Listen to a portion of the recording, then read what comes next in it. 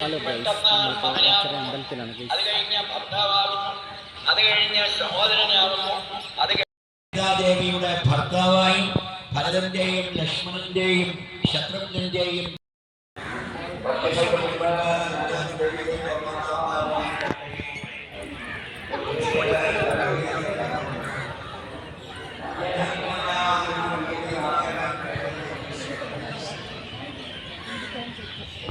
മുത്തച്ഛൻ പോലും എന്നെ മറന്ന സ്വയം നിർദ്ദേശം കൊടുക്കാൻ തയ്യാറായിരിക്കുന്നു ചേട്ടാ എന്ന് ബലരാമസ്വാമിയോട് വിഷ്ണു ഭാഗവതത്തിൽ ശ്രീകൃഷ്ണ ഭഗവാൻ പറയുന്ന ഒരു വാക്യം.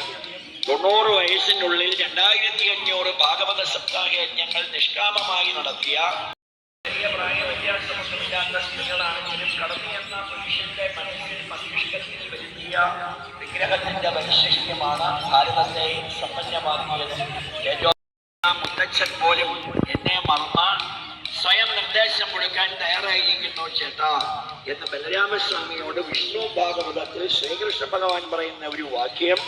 90 വയസ്സിനുള്ളിൽ 2500 ഭാഗവത സപ്താഹ യജ്ഞങ്ങൾ നിഷ്കാമമായി നടത്തിയ